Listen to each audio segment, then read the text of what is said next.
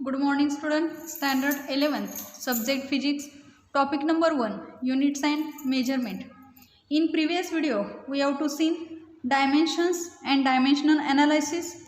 In dimensions we have to see that dimensions of a physical quantity are the powers to which the concerned fundamental units must be raised in order to obtain the unit of the given physical quantity. Then we have to see uses of dimensional analysis, in which we have to see to check the correctness of physical equation, in which we have to see that if the dimensions of all the terms on both the sides are the same, then that equation is said to be dimensionally corrected. Here we have to taken the first equation of motion, and which we will have to prove by using the dimensional analysis. Then second use of dimensional analysis, it is to establish the relationship between related physical quantity. Here we have to see that the period of simple pendulum, which is depends on length and acceleration due to gravity. And by using this dimensional analysis, we have to prove the formula, that is T is equal to 2 pi in the root L upon G. Then third use of dimensional analysis is to find the conversion factor between the units of same physical quantity in two different systems of unit, in which we have to see the relationship between the SI unit of work and CGS unit of erg, in which we have to see that 1 joule, which is equal to 10 raised to 7 erg, means here we have to find out the value of the conversion factor, that is x is equal to 10 raised to 7. Today we have to see errors in measurement. आता errors in measurement म्हणजे काय की जेव्हा आपण measurement करत असतो त्याच्यामध्ये थोडेसे एरर्स येत असतात, त्रुटी येत असतात. मग हे एरर्स कशामुळे येतात तर आपण घेतलेले faulty measurements of physical quantity can lead to काय सांगितले त्या ठिकाणी errors. These errors are broadly divided into the following two categories. म्हणजे आपलं फॉल्टी मेजरमेंट असतील फिजिकल क्वांटिटी आपण करत असताना आणि ती जर एरर आला तर टोटल आपण जे रीडिंग्स घेत असतो त्या रीडिंग्समध्ये त्या मेजरमेंटमध्ये एरर येत असतात. आणि मग हे एरर जे आहेत ते आपण दोन कॅटेगरीमध्ये त्या ठिकाणी घेतलेलं आहे. एक जो आहे तो सिस्टमॅटिक एरर आहे आणि अनादर जो आहे तो रँडम एरर आहे. आता सिस्टमॅटिक एररचे परत त्या ठिकाणी 3 प्रकार आहेत. One instrumental error, second error due to imperfection in experimental technique, and third it is a personal error. First we have to study systematic error. Systematic errors that are not determined by chance but are introduced by काय सांगितले inaccuracy involving either the observation or measurement process. म्हणजे systematic errors हा not determined by काय सांगितले त्या ठिकाणी chance but are introduced by an inaccuracy. म्हणजे inaccuracy जर आपण रीडिंग घेत असताना आपल्या रीडिंगमध्ये इनॲक्युरेसी असेल म्हणजे काय त्याच्यामध्ये आपण ऑब्झर्वेशन घेणार आहे किंवा मेजरमेंट प्रोसेस घेणार आहे. किंवा आपण काय सांगतो आपल्याला एखादं थर्मामीटर हातात दिलेलं आहे आणि थर्मामीटरचं रीडिंग आपल्याला काय करायला सांगितले मेजर करायला सांगितले. आता थर्मामीटरचं रीडिंग मेजर करत असताना 10 डिग्री आणि 20 डिग्रीमध्ये असणाऱ्या 10 लहान रेषा आपल्याला ज्या पाहायला मिळतात त्या जर आपण व्यवस्थितरित्या ॲक्युरेटली तिथं बघितलं नाही तर त्या ठिकाणी आपल्याला कोणता एरर येतो त्या ठिकाणी सिस्टमॅटिक एरर त्या ठिकाणी इंट्रोड्यूस होतं. Inherent to the system sources of systematic error may be due to imperfect calibration of the instrument and sometime imperfect method of काय सांगितलं ऑब्झर्वेशन. आता इथं मगाशी जे सांगितले की एरर जो आलेला आहे तो imperfect calibration of the instrument. म्हणजे आपली जी पट्टी आहे आपला जो कोन मापक असतो त्या पट्टीवरच्या रेषा जर त्या ठिकाणी मुजल्या असतील म्हणजे गेले असतील तर आपल्याला 6.5 सेंटीमीटरचा सेगमेंट ड्रॉन करा म्हटलं तर आपल्याला तिथला 5 सेंटीमीटरची लाईन छोटीशी जी असते ती त्या ठिकाणी दिसणार नाही. किंवा आपण मगाशी जे सांगितलं 10 to 20 डिग्रीमध्ये आपण जर घेतलं की त्या थर्मामीटरवर छोट्या छोट्या लाईन्स असतात त्यातल्या लाईन्स जर पुसल्या असतील तर त्या ठिकाणी आपल्याला व्यवस्थितरित्या ते रीडिंग मेजरमेंट करता येणार नाही. आणि sometimes imperfect method of observation म्हणजे मेथड ऑफ ऑब्झर्वेशन जर आपली त्या ठिकाणी चुकीची असेल तर त्या ठिकाणी जो एरर जो इंट्रोड्यूस होणार आहे this error is known as काय म्हटलं आपण त्या ठिकाणी systematic error. Each of these errors tends to be in one direction either positive or काय सांगितले त्या ठिकाणी निगेटिव्ह. म्हणजे या ठिकाणचा एरर जो असणार आहे त्याची डायरेक्शन एकतर पॉझिटिव्ह असेल किंवा निगेटिव्ह असेल. The sources of systematic errors are as a follows. Here first we have to taken the first error, that is instrumental error. This type of error which is arises due to defective calibration of an instrument. For example, here we have to taken an incorrect zeroing of an काय सांगितले त्या ठिकाणी instrument will lead to such kind of काय सांगितलं त्या ठिकाणी error. म्हणजे एक एक्झाम्पल घेतलेलं आहे, त्या एक्झाम्पलमध्ये काय सांगितलेलं आहे, झिरोईंग ऑफ द काय सांगितले त्या ठिकाणी instrument will lead to such kind of error. म्हणजे zero of thermometer not graduated at proper place असेल the pointer even when not connected in काय सांगितले त्या ठिकाणी सर्किट. म्हणजे आता आपण जे सांगितलं की हा एरर कोणामुळे इंट्रोड्यूस झाला, तर due to defective calibration of and काय सांगितले त्या ठिकाणी इन्स्ट्रुमेंट. म्हणजे एखाद्या इन्स्ट्रुमेंटमध्ये असणारे कॅलिब्रेशन म्हणजे काय, त्याच्यावरच्या असणाऱ्या रेषा ज्या असतील त्या प्रॉपर जर नसतील तर त्याच्यामुळं झालं असेल तर त्या एररला मी काय म्हणणार आहे, इन्स्ट्रुमेंटल एरर. म्हणजे this error introduced due to the काय येणार आहे त्या ठिकाणी फॉल्टी इन्स्ट्रुमेंट. फॉल्टी इन्स्ट्रुमेंट म्हणून त्याला आपण काय म्हणणार आहे त्या ठिकाणी इन्स्ट्रुमेंटल एरर असं म्हणणार. सांगितले झिरो ऑफ द थर्मोमीटर. मग अशी मी सांगितलं की थर्मोमीटर आहे की त्याच्यावर असणारा झिरो जर त्या ठिकाणी प्रॉपर प्लेसला नसेल, मग किंवा आपण काय सांगितलं मग अशी पट्टी आपण घेतली होती, त्या पट्टीचा पण झिरो प्रॉपर प्लेसला नसेल, किंवा आपल्या लॅबोरेटरीमध्ये असणारी वेईंग बॅलन्स आपण म्हणतो, वेईंग बॅलन्स म्हणजे आपण तराजू म्हणतो, त्याचा जो पॉइंटर आहे तो पॉइंटरसुद्धा व्यवस्थित नसेल. आपल्याला माहिती आहे पॉइंटर इकडे तिकडे हल्लेला दिसतो त्या ठिकाणी, तर तिथं जो आहे वेईंग बॅलन्स लॅबोरेटरीमध्ये असणारा जर पहिल्यांदाच काही some value instead of showing zero म्हणजे झिरो सोडून कुठली तरी वेगळी त्या ठिकाणी व्हॅल्यू दाखवत असेल, जेव्हा आपण त्या तराजूमध्ये वजन घातलेलंच नाही किंवा त्या वेईंग मशीनवर आपण कुठलीही वस्तू ठेवलेली नाही, त्या वस्तूचं वेट म्हणजे ज्याचं वेट आपण मेजर करणार आहे ते नसताना सुद्धा जर तो पॉइंटर दाखवत असेल तर हा इन्स्ट्रुमेंटल एरर सांगणार आहे. किंवा काय सांगितले की आपल्या लॅबोरेटरीमध्ये असणारं जे ॲमेटर आहे ते ॲमेटर आपण इन्स्ट्रुमेंट जोडवायच्या अगोदरच जर त्या ठिकाणी तो 0.5 अँपियर किंवा कितीही रिडिंग त्या ठिकाणी दाखवत असेल, पॉइंटर एक्झॅक्टली झिरोवर जर त्या ठिकाणी नसेल तर त्याला आपण कसला एरर म्हणणार आहे त्या ठिकाणी, इन्स्ट्रुमेंटल एरर असं आपण त्याला त्या ठिकाणी म्हणणार आहे. नेक्स्ट एरर जो आहे तो एरर ड्यू टू काय सांगितले त्या ठिकाणी इम्परफेक्शन इन एक्सपेरिमेंटल टेक्निक. आता दिस इज अन एरर सांगितलेलं आहे डिफेक्टिव्ह सेटिंग ऑफ अँड काय सांगितलं त्या ठिकाणी इन्स्ट्रुमेंट. म्हणजे आपल्याला इन्स्ट्रुमेंटचं सेटिंगमध्ये जर काही डिफेक्ट असेल त्याच्यामुळे जो एरर इंट्रोड्यूस होणार आहे त्याला आपण काय म्हणणार आहे, error due to imperfection in experimental technique. आता फॉर एक्झाम्पल आपल्याला या ठिकाणी पुस्तकामध्ये दिलेलं आहे the measured volume of a liquid in graduated tube will be काय सांगितले inaccurate if the tube is not held vertical. म्हणजे काय सांगितलं की आपल्याला व्हॉल्यूम मेजर करायला सांगितलेलं आहे एखाद्या लिक्विडचं आणि त्या ट्यूबमध्ये आपण घेतलेली आहे ती ट्यूब जर काय सांगितलं त्या ठिकाणी इनॲक्युरसी केव्हा येणार आहे, जेव्हा ती ट्यूब आपण व्हर्टिकली जर त्या ठिकाणी उभी धरली नसेल तर त्या ठिकाणी काय येणार आहे, एरर त्या ठिकाणी येणार आहे. म्हणजे हा एक्सपेरिमेंटल टेक्निकचा हा त्या ठिकाणी भाग आहे. म्हणजे आपण जर बघितलं की आपण ज्या वेळेला कोन मापकानं कोन काढत असतो त्यावेळेला आपल्याला जो आर्क मारायचा असतो त्यावेळी आपला कंपास जर इकडं तिकडं थोडासा हल्ला तर त्या ठिकाणी एक्सपेरिमेंटल टेक्निक म्हणजे त्याच्यामध्ये इम्परफेक्शन आलं तर आपला जो बायसेक्ट करणारा अँगल असेल किंवा सेगमेंट बायसेक्ट करत असताना तिथं काय येणार आहे त्या ठिकाणी एरर प्रोड्यूस होणार आहे. त्यानंतर नेक्स्ट जो घेतलेला आहे तो सांगितलेला आहे पर्सनल एरर. आता पर्सनल एरर म्हणजे काय, तर such errors are introduced due to काय सांगितले त्या ठिकाणी फॉल्ट ऑफ द ऑब्झर्वर. म्हणजे ऑब्झर्वरमुळं जर त्या ठिकाणी एरर इंट्रोड्यूस होत असेल तर त्याला म्हणायचं पर्सनल एरर. म्हणजे उदाहरणामध्ये घ्यायचं, आपण स्वतः एक्सपेरिमेंट करायला लागलो, आपले 4-5 मित्र मैत्रिणी आपण घेऊन बसून एक्सपेरिमेंट करायला लागलो आणि तो एक्सपेरिमेंट करत असताना आपलं जे रिडिंग येते तेच आपल्या मित्राचं येत नाही, आपल्या मैत्रिणीचं येत नाही. प्रत्येकाची रिडिंग काय याचं त्या ठिकाणी वेगवेगळी असतात. म्हणजे प्रत्येकाचं रिडिंग जर या ठिकाणी वेगवेगळं यायला लागलं तर हा जो एरर आहे त्याला आपण काय म्हणणार आहे, पर्सनल एरर असं त्या ठिकाणी म्हणणार आहे. आणि म्हणून such errors are introduced due to fault of the काय सांगितलं त्या ठिकाणी ऑब्झर्वर. मग पुढं सांगितलेलं आहे bias of the observer careless in taking observation etcetera could result in काय सांगितले त्या ठिकाणी सच एरर. म्हणजे आपण ऑब्झर्वर जे असतात ते त्या ठिकाणी ऑब्झर्वेशन घेत असताना जर काळजीपूर्वक घेतले नसतील, केअरलेसनेस त्याच्यामध्ये असेल तर या प्रकारचा एरर त्या ठिकाणी इंट्रोड्यूस होणार आहे. जर बघा आपण एक्सपेरिमेंट करत असताना आपण 4-5 मित्र मैत्रिणी असतील तर एक जर घेत असेल तर तो घेऊन दे म्हणतात आणि आपण निवांत बसलेलो असतो. म्हणजे किंवा आपल्याला रिडिंग घ्यायला लावलं तर कसं तरी एखादं रीडिंग आपण घेतो आणि तिथून बाजूला सरकतो.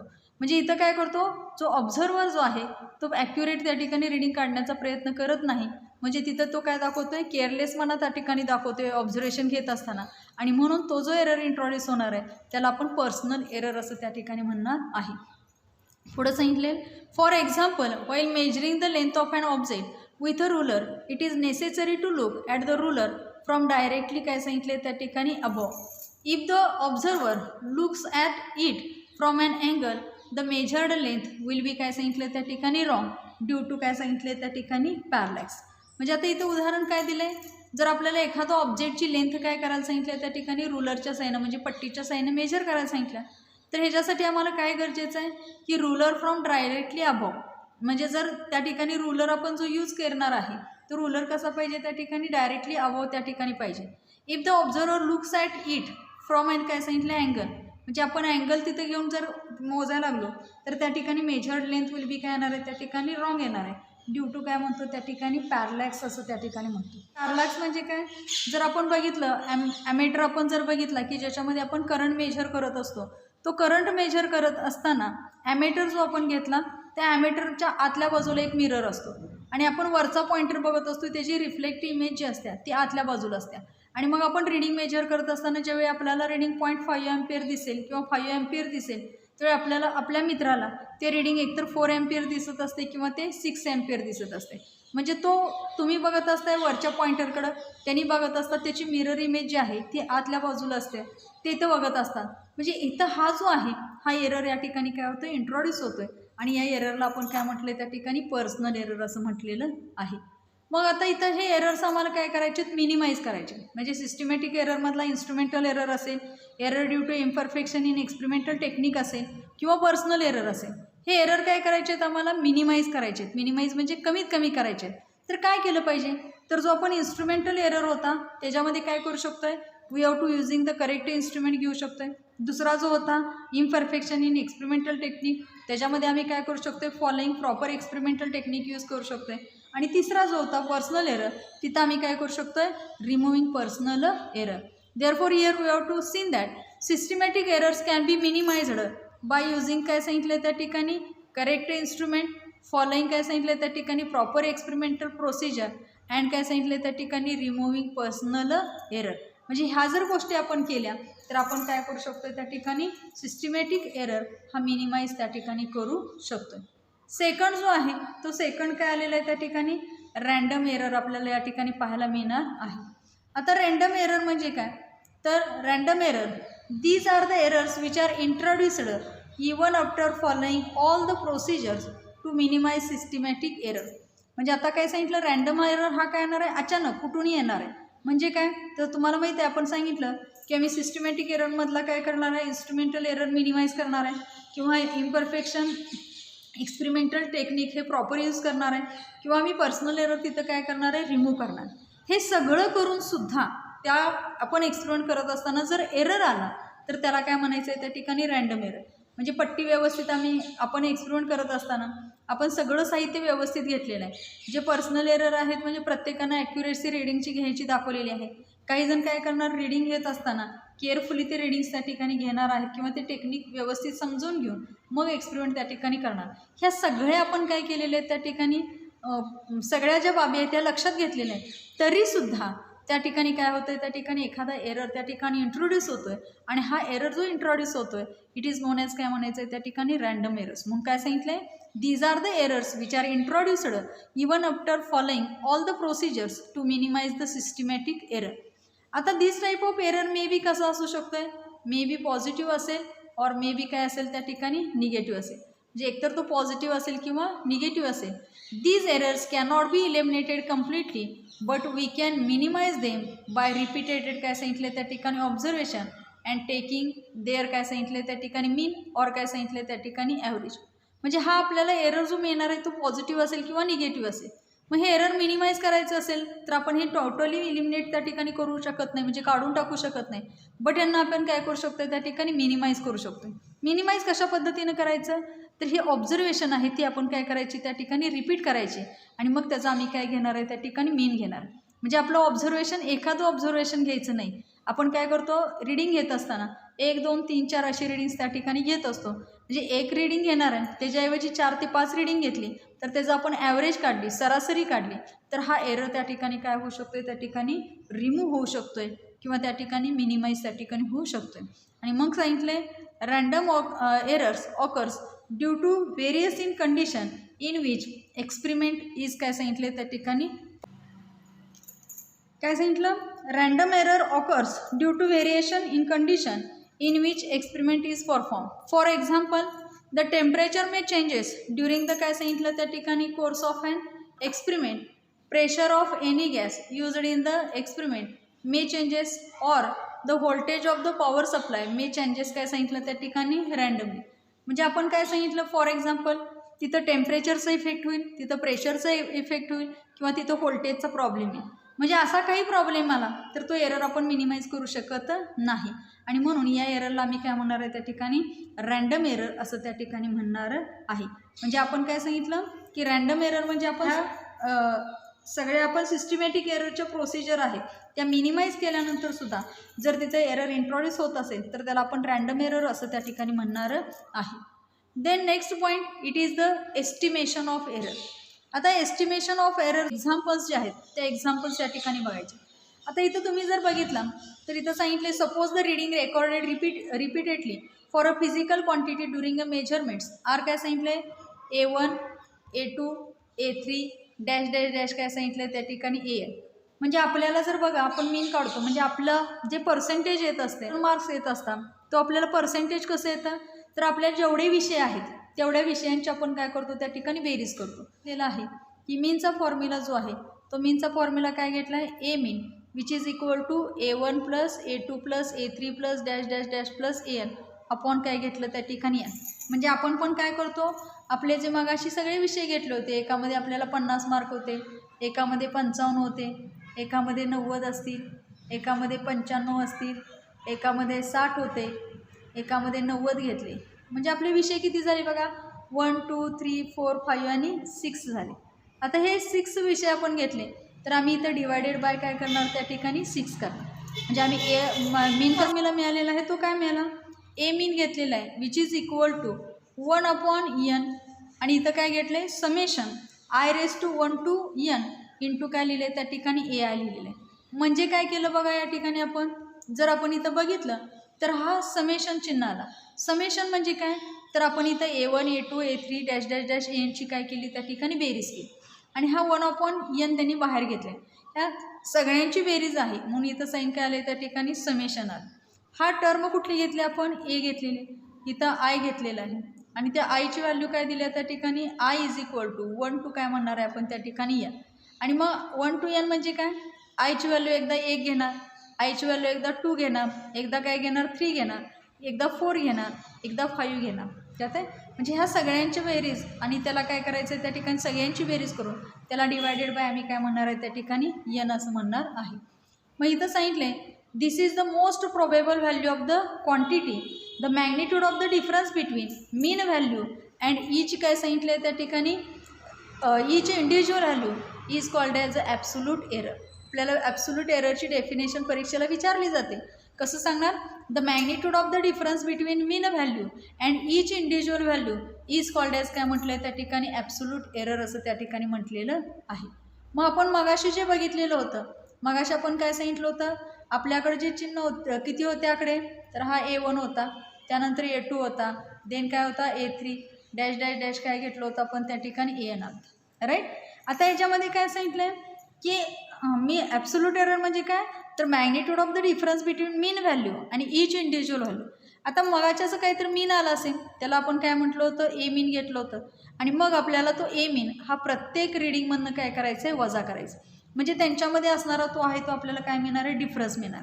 म्हणजे समजा मगाशी जे आपण सगळ्या मार्कांची बेरीज घेतली होती, समजा ते प्रत्येक मार्काची बेरीज किती आली त्या ठिकाणी त्याचा मीन घेऊन आम्हाला किती मिळालं 65 मिळालं.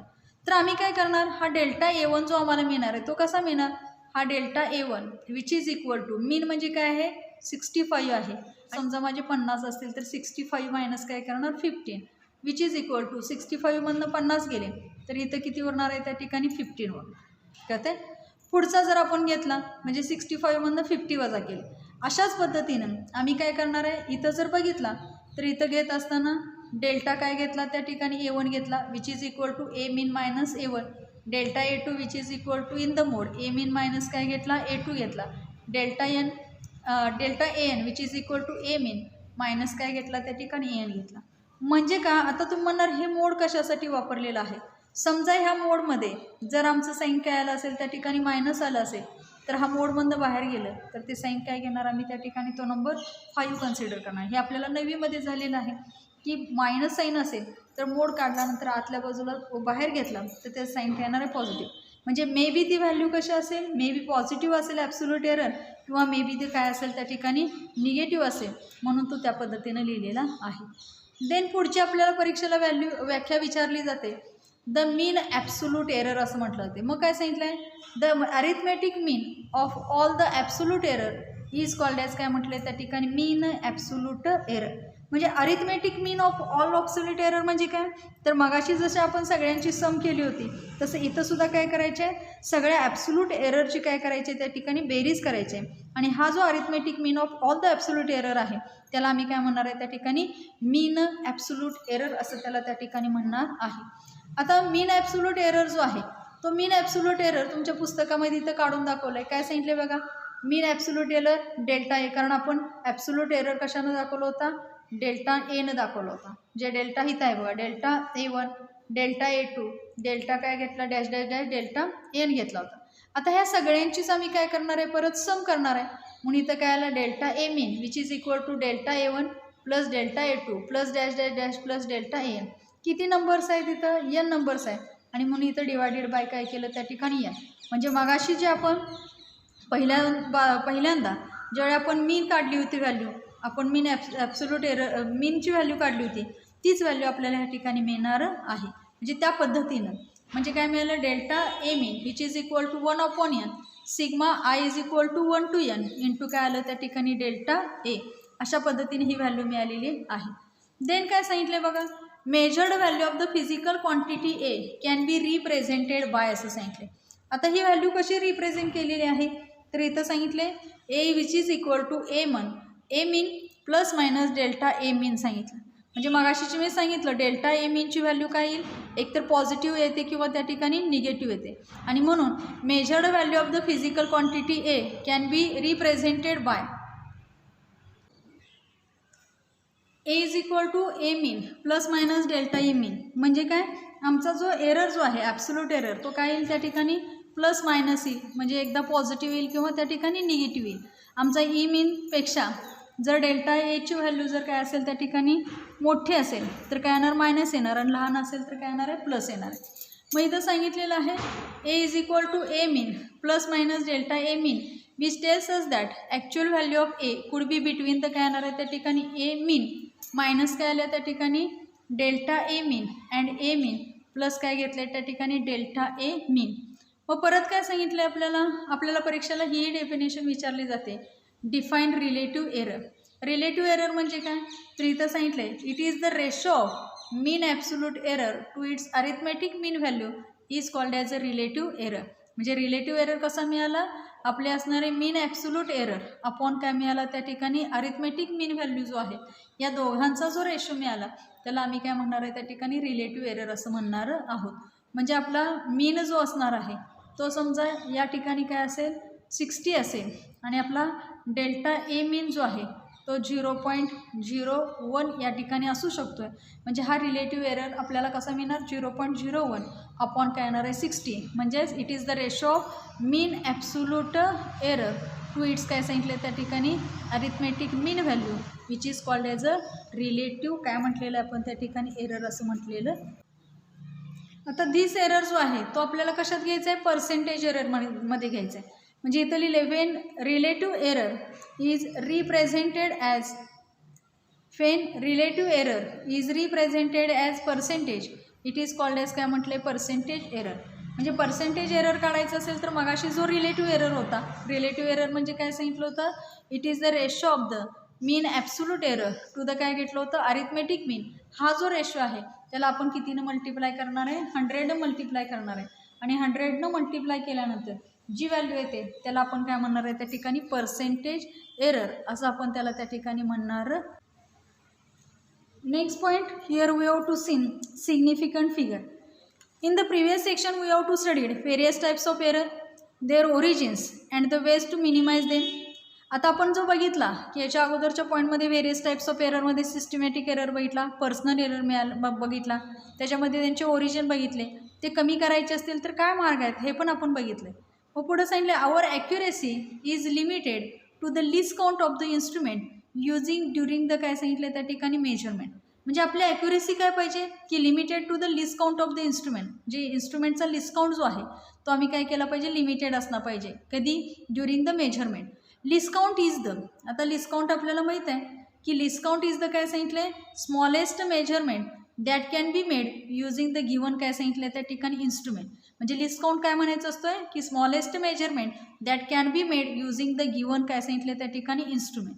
आता इथं आपल्याला पुढं सांगितलेलं आहे की लिस्ट काउंट कसं असतं, तर इथं सांगितलं आहे युज्युअल मीटर स्केल. म्हणजे आपली साधी जी पट्टी आहे ती 1 कॅन मेजर काय सांगितलं आहे 0.1 centimetre as the least count. म्हणजे आपण पट्टी जर घेतली तर 0पासून 1पर्यंत आपण घेतलं तर त्याच्यामध्ये 10 छोट्या रेषा असतात. म्हणजे प्रत्येक घराची किंमत आपण काय म्हणतो 1 मिलीमीटर असं म्हणतो. बट इन केस ऑफ जर सेंटीमीटर घ्यायचं असेल तर आपल्याला 6.5 सेंटीमीटरचं सेगमेंट ड्रॉन करा म्हटलं तर आपण 6च्या पुढं काय करतो 5 रेषा बघतो. किंवा 7.2 म्हटलं तर 7च्या पुढं 2 छोट्या रेषा घेतो. म्हणजे त्यात पहिल्या आणि दुसऱ्या रेषेची किंमत, पहिल्या रेषेची किंमत 0.1 म्हणतो, दुसऱ्याची किंमत 0.2 म्हणतो. म्हणून इथं आपल्याला काय दिलं आहे की मीटर स्केल आपली जी आहे 1 can major 0.1 centimetre as the least count घेतलेला आहे. आणि म्हणून त्याचा जो लिस्ट काउंट आहे म्हणजे आमच्या मीटर स्केलचा लिस्ट काउंट आम्हाला किती मिळाला त्या ठिकाणी 0.1 काय मिळाला त्या ठिकाणी सेंटीमीटर मिळालेला आहे. इथं परत एक एक्झाम्पल सांगितलं आहे. Suppose we measure the length of rod using a metre scale of least count काय सांगितलं आहे त्या ठिकाणी 0.1 सेंटीमीटर. म्हणजे आपल्याला एक मेटल रॉड आहे आणि त्याची लेंथ आपल्याला मेजर करायची. त्याचा पण लिस्ट काउंट किती घेतला आहे मीटर स्केलचा 0.1 centimetre. The measurement is done 3 times and the readings are. म्हणजे त्या लेंथ ऑफ रॉडचं, मेटल रॉडचं आपण काय केलं, रीडिंग घेतली. पहिलं रीडिंग किती मिळालं 15.4, सेकंड पिन मिळालं 15.4 and third it is also काय मिळालं त्या ठिकाणी 15.5 सेंटीमीटर. आता इथं काय झालं, प्रत्येक पर्सननं घेतलेलं रीडिंग आहे. रॉडची त्या ठिकाणी मेटल रॉडची लेंथ तर बदलणार नाही, मात्र प्रत्येक ऑब्झर्वेशनचं रीडिंग काय आलं, ऑब्झर्वरनं पहिल्या ऑब्झर्वरनं 15.4 सांगितलं, सेकंड ऑब्झर्वर असेल त्यानं 15.4 सेंटीमीटर सांगितलं आणि थर्ड जो होता त्यानं काय सांगितलं 15.5 सेंटीमीटर. आता most probable length which is काय सांगितलं त्या ठिकाणी अरिथमेटिक मीन ॲज पर आवर अर्लियर काय सांगितलं डिस्कशन. म्हणजे आपण सांगितलं 2 किंवा 2पेक्षा जास्त रीडिंग घेतली तर त्याचा आम्ही काय करणार आहे, मीन घेणार आहे. म्हणजे आम्ही काय केलं इथं हा 15.4 घेतला प्लस काय केला त्या ठिकाणी 15.4 घेतला प्लस काय घेतला त्या ठिकाणी 15.5 घेतला. आता रीडिंग किती आहेत, 3 रीडिंग्ज आहेत म्हणून आपण डिवायडेड बाय काय केलं 3 केलं आणि डिवायडेड बाय 3 केल्यानंतर आम्हाला जो मीन मिळाला तो मीन किती मिळाला त्या ठिकाणी 15.43 मिळाला. आता out of this we are certain about the digit काय सांगितलं त्या ठिकाणी 1 अँड काय घेतलं आहे त्या ठिकाणी 5 but are not certain about the last 2 digit because of least count काय घेतलं त्या ठिकाणी लिमिटेशन. म्हणजे आता काय सांगितलं की वी कॅन सर्टन, आम्ही खात्री काय देऊ शकतो आहे की इथं जे रीडिंग आहे म्हणजे 1 आणि 5 जर घेतलं तर त्यांच्याबद्दल खात्री आहे आम्हाला की out of this we are certain about the digit 1 and 5 but are not certain about the last 2 digit. Last 2 digit कोण आहेत 0.43 घेतलेलं आहे. कशामुळं, because of the least count limitation. म्हणजे लिस्ट काउंटचं लिमिटेशन म्हणजे लिस्ट काउंट किती सांगितलं होतं आपल्याला 0.1 सेंटीमीटर त्या ठिकाणी सांगितलेलं आहे. कळतं आहे. मग आता पुढं काय सांगितलं, the number of digits in a measurement about which we are certain plus 1 additional digit the first one about which we are not certain is known as काय सांगितले त्या ठिकाणी significant figures or significant digit. म्हणजे काय सांगितलं बघा, number of digits in a measurement about which we are certain. म्हणजे काही मेजरमेंट करत असताना काही नंबर ऑफ डिजिटच्या बाबतीत काय आहे खात्री आहे, प्लस 1 ॲडिशनल काय सांगितले digit the first one about which we are not certain. म्हणजे राहिलेले जे आहेत त्यांच्याबद्दल ॲडिशनल जे आहेत त्यांच्याबद्दल आम्हाला खात्री नाही आहे आणि म्हणून त्याला काय म्हटलं आहे त्या ठिकाणी is known as a significant figure असं त्या ठिकाणी म्हटले. आता वरचं आपण एक्झाम्पल जे घेतलेलं होतं त्या एक्झाम्पल्समध्ये काय आलं होतं, तर आम्हाला मीन व्हॅल्यू जी आली होती ती 15 पॉईंट काय आली होती त्या ठिकाणी 43. म्हणजे आम्ही सिग्निफिकंट डिजिट जे आहे ते 1, 5 आणि काय घेणार आहे त्या ठिकाणी 4, कारण हा काय आला त्या ठिकाणी 43 आलता. मग त्या 43 मधला वी हॅव काय सांगितलं त्या ठिकाणी 3 सिग्निफिकंट डिजिट घेतले. कुठले कुठले? 1, 5 अँड काय घेतलं त्या ठिकाणी 4. आता पुढं सांगितले the larger the number of significant figure obtain in a measurement the greater is the accuracy of the काय सांगितलं त्या ठिकाणी मेजर. म्हणजे जेवढा लार्जर त्या ठिकाणी नंबर ऑफ सिग्निफिकंट फिगर असेल मेजरमेंट करत असताना तिथं ॲक्युरेसी जी आहे ते ॲक्युरेसी कशी असणार आहे त्या ठिकाणी ग्रेटर असणार आहे. If one uses the instrument of smaller list count the number of significant digits काय झालं त्या ठिकाणी इन्क्रीजेस. म्हणजे जे आपण इन्स्ट्रुमेंट घेतलेलं आहे त्याचा लिस्ट काउंट स्मॉलर असेल तर त्या ठिकाणचा नंबर ऑफ सिग्निफिकंट डिजिट कसं असणार आहे त्या ठिकाणी इन्क्रीजेस होणार आहे. त्यातला फर्स्ट आहे rules for determining the significant figure. आता rules for determining the significant figure म्हणजे काय, तर पहिलं दिलेलं आहे all the non zero digit are काय सांगितले त्या ठिकाणी सिग्निफिकंट. म्हणजे सगळे नॉन झिरो डिजिट्स आहेत त्याला काय म्हणायचे सिग्निफिकंट म्हणजे खात्री द्यायचं आहे. फॉर एक्झाम्पल इथं दिलेलं आहे volume of an object is 178.43 centimetre cube. There are 5 significant digit घेतले. 5 सिग्निफिकंट डिजिट कुठलं, हा 1 घेतला, 7 घेतला, 8, 4 आणि 3. म्हणजे इथं सगळे कसे आहेत त्या ठिकाणी नॉन झिरो. नॉन झिरो म्हणजे झिरो नाही, झिरो सोडून सगळे म्हणजे एक आकडा 7, 8, 4 आणि 3 हे सगळे कसे आहेत सिग्निफिकंट डिजिट आहेत. आणि म्हणून आपल्याला इथे किती सिग्निफिकंट डिजिट मिळाले त्या ठिकाणी 5 सिग्निफिकंट डिजिट. म्हणून वाक्य पहिलं काय दिलं आहे all the non zero digits are काय सांगितलं त्या ठिकाणी सिग्निफिकंट. सेकंड जो घेणार आहे ते सेकंड काय सांगितले आपल्याला all the zeros between 2 non zero digits are काय सांगितले त्या ठिकाणी सिग्निफिकंट. म्हणजे आता हा झिरो जे आहेत कुठल्या between 2 non zero digit. 2 non zero म्हणजे काय की 2 नॉन झिरो नंबरच्या मध्ये असेल. तर आता इथे एक्झाम्पल दिले 165.02. आता 160.02 आला तर हा झिरो जो आहे तो 0, 5 आणि 2च्या काय आला त्या ठिकाणी मध्ये आले आणि 5 आणि 2च्या मध्ये आल्यामुळं तो आपण काय करणार आहे सिग्निफिकंट डिजिट म्हणून वापरणार आहे. म्हणजेच आम्हाला तिथं ती जी किंमत मिळालेली किती डिजिट मिळाले, हा 1, हा 6, हा 5, हा 0 आणि हा 2. म्हणजे किती डिजिट मिळालं आपल्याला 5 सिग्निफिकंट डिजिट्स त्या ठिकाणी मिळालेले आहेत. कळतं आहे. म्हणजे 2 नॉन झिरो नंबरच्या मध्ये जर असेल तर तो कसा असणार आहे त्या ठिकाणी सिग्निफिकंट असणार आहे. पुढं सांगितलेलं आहे if the number is less than काय सांगितलं आहे 1 the zero or zeros on the right of the decimal point and to the left of the first non zero digit are not significant. म्हणजे number जो आहे तो 1पेक्षा कसा आहे त्या ठिकाणी कमी आहे, लहान आहे त्या ठिकाणी. लहान म्हणजे 0.001 म्हणजे आपण इथे घेऊ शकतो 0.001 घेतला, 0. काय घेतला 1 घेतला किंवा 0.0000001 घेतला. असे नंबर जे आहेत म्हणजे हे सगळे नंबर कसे आहेत त्या ठिकाणी लेस दॅन द काय सांगितलं त्या ठिकाणी 1 सांगितलं. हे सगळे नंबर लेस दॅन द 1 आहेत म्हणून काय सांगितलं आहे zero or zeros on the right of the काय सांगितले त्या ठिकाणी decimal point and to the left of the first non zero digit are non काय सांगितले त्या ठिकाणी सिग्निफिकंट. आता इथं बघितला हा ठिका असणारा हा 0 आहे म्हणजे हा लेफ्टचा आहे आणि इथं आपला नॉन झिरो नंबर 1 आहे. त्याच्या अगोदरचे 2 झिरो आहेत म्हणजे 0, 0 हे काय आहेत त्या ठिकाणी अनसिग्निफिकंट आहे. म्हणजे ते काय सांगितले लेफ्टला आहेत म्हणून ते काय झाले नॉन झिरो नंबर्स कसे आहेत त्या ठिकाणी झिरोज आर नॉट सिग्निफिकंट. म्हणजे इथं आपल्याला जो दिलेला आहे 1405 म्हणजे ह्या नंबरची जर आपल्याला सिग्निफिकंट फिगर पाहिजे असेल तर किती मिळणार आहे त्या ठिकाणी 4 सिग्निफिकंट डिजिट्स असं आपल्याला त्या ठिकाणी मिळणार आहे. मग तिथं वाक्य दिलं आहे बघा द अंडरलाईन काय सांगितलं त्या ठिकाणी झिरोज आर नॉट काय सांगितलं सिग्निफिकंट. म्हणजे लेफ्टच्या साईडला असणारे आपल्या आणि नॉन झिरो नंबरच्या सुद्धा लेफ्टला असणारे हे सगळे नंबर्स कसे आहेत त्या ठिकाणी ते झिरो कसे आहेत त्या ठिकाणी नॉट सिग्निफिकंट आहे. म्हणजे आम्हाला किती डिजिट मिळाले इथं आपल्याला हे 4 दिसतात, हा 1, 2, 3 आणि 4 म्हणून काय आलं त्या ठिकाणी number has a 4 significant digit असं म्हटलेलं. नेक्स्ट जो घेणार आहे तो नेक्स्ट कसा आहे the zero on the right side of the last non zero number are काय सांगितले त्या ठिकाणी सिग्निफिकंट. आता मगाशी लेफ्टचं बघितलं ते आपण नॉन सिग्निफिकंट झाले, मात्र राईट हँड साईडला असते तर last non zero number are काय सांगितलं त्या ठिकाणी significant. But for this the number must be written with the काय सांगितलं त्या ठिकाणी डेसिमल पॉईंट सांगितलं.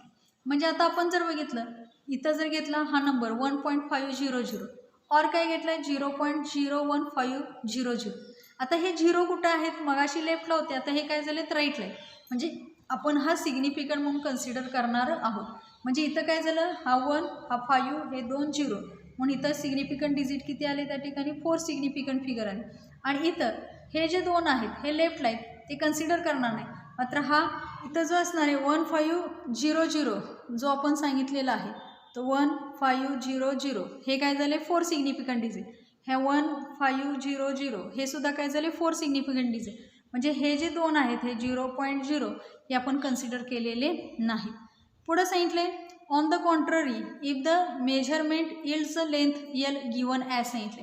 आता आपण एखादं यील्ड आपण घेतलेलं आहे त्याची मेजरमेंट केलेली, ती किती घेतलेली आहे 125 मीटर घेतली.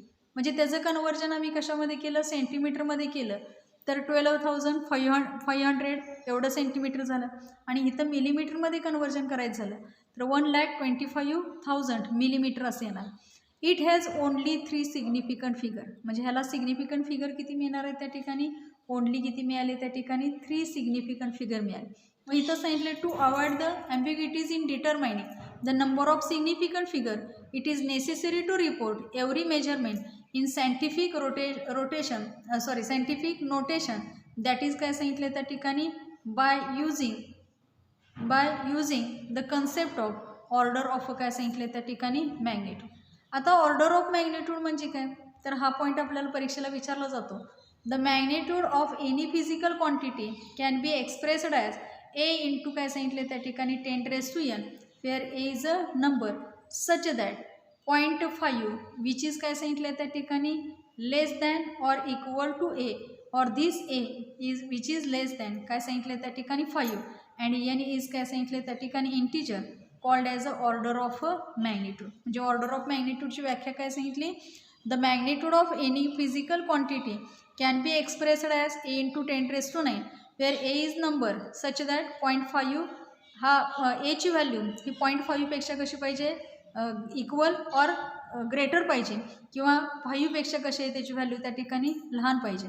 आता इथं आपण घेणार एक्झाम्पल एक घेतलेलं आहे रेडियस ऑफ काय सांगितलं त्या ठिकाणी अर्थ. रेडियस ऑफ अर्थची व्हॅल्यू काय 6400 किलोमीटर. आता ह्या किलोमीटरचं कन्वर्जन आपल्याला MK सिस्टीम घेतलं तर आपण रेडियस मीटरमध्ये मोजतो मग त्याचं कन्वर्जन केले. मग ते कन्वर्जन करत असताना ते काय केलं त्या ठिकाणी 6400 म्हणजे आपण इथं घेतलं 6400 आपण घेतला आणि इंटू 10⁻² काय आला त्या ठिकाणी 3 आला. परत आपण घेतला तर हा 6.4 घेतला, हा 10⁻² काय घेतला आपण त्या ठिकाणी 6.4 इंटू 10⁻² काय घेतला 6 घेतला. मग मगाशी काय सांगितलं हा जो नंबर आहे ए नंबर हा 5पेक्षा कसा पाहिजे त्या ठिकाणी लेस पाहिजे. म्हणजे 5पेक्षा हा मोठा झाला. मग आम्ही त्याचं रूपांतर केलं कन्वर्जन केलं किती केलं 0.64 इंटू काय केला 10⁻7 म्हणजे हा 0 इकडे घेतला आणि ते डेसिमल पॉईंट वाढवलं म्हणजे 0.64 इंटू 10⁻7. आता ह्याची ऑर्डर ऑफ मॅग्निट्यूड सांगितल्या कुठच्या पॉवरमधली घ्यायची आहे तर हा 10च्या पॉवरमध्ये किती झाली ऑर्डर ऑफ मॅग्निट्यूड इज काय सांगितलं त्या ठिकाणी 7 and the number of significant figure किती मिळाले त्या ठिकाणी 64 आम्हाला त्या ठिकाणी मिळालेली आहे. नेक्स्ट एक्झाम्पल इथं घेतलेलं आहे magnitude of the charge on electron त्याची व्हॅल्यू आहे 1.6 इंटू 10⁻⁻19 कुलम. म्हणून हे जे ऑर्डर जे आहे ती -19 आली आणि सिग्निफिकंट फिगर किती आले 1.6. कारण का तर ए हा नंबर काय केला आहे त्या ठिकाणी 5पेक्षा कसा आहे त्या ठिकाणी स्मॉलर आहे म्हणून त्या ठिकाणी त्याची मॅग्निट्यूड किती आली 10⁻19 आणि सिग्निफिकंट डिजिट किती आलेलं आहे त्या ठिकाणी 2 आलेलं आहे. In this way we have to see rules for determining the significant figure.